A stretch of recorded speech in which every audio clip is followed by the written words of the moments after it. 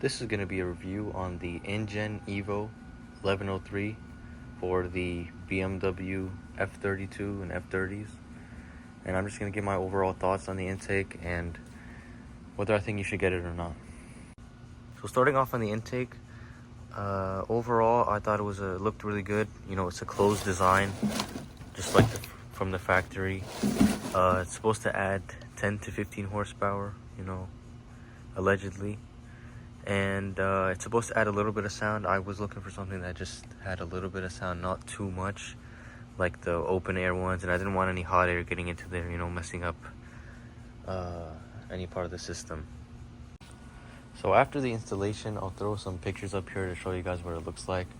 It sounded pretty good. It made some nicer noise, you know, compared to the stock intake, but upon at first driving it, something felt off. You know, it felt like I was losing some torque, or the acceleration was just, something was off. So I was like, oh, maybe, you know, I didn't tighten down the hose clamps, or there's some sort of leak. That's fine.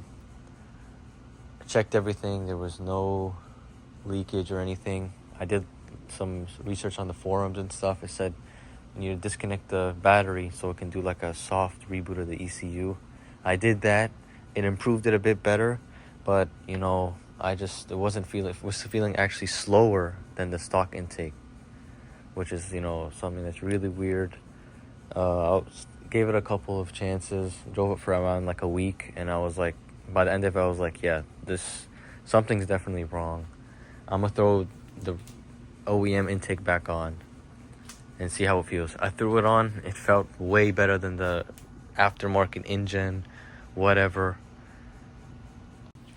The car actually ended up driving better with the OEM intake compared to this Injen intake. You know, I got a good deal on this, but these go for around $400 to $500 because they're closed box, they're Injen, you know, all that stuff.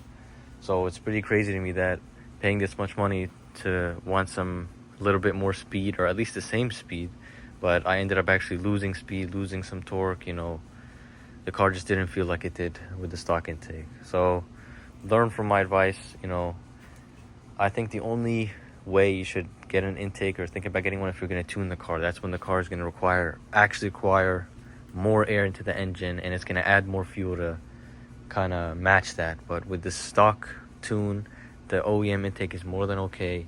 You shouldn't upgrade it. Don't waste your money. You know, maybe get like a little high flow air filter or something if you want, you know, maximize the air intake. But, you know, this stuff, from my experience at least, you know, it's a no-go. I'm probably either going to sell it or try to return it. I'll throw some sound clips for you guys if you just want to see how this one sounds, because I actually have not seen any reviews of this specific model because they're all the open air. Everybody gets the open air. I wanted to go for the closed air, and I guess yeah, it didn't really work out. But I'll throw some sound clips if you guys want to hear how it sounds.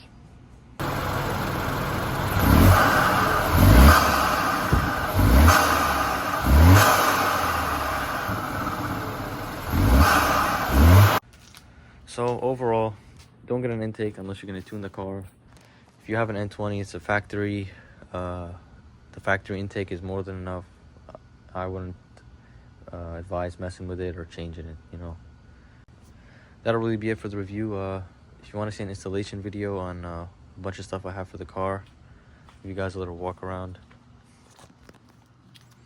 I put in some OE actually. I put an OE dead pedal, the M Sport steering wheel, of course. The airbag was a pain in the butt to find. They're super expensive, but, you know, I guess it worked out. And the M Sport shifter, I love this thing. It's weighted, it feels really good. You know, it just honestly changed how the car drove. You know,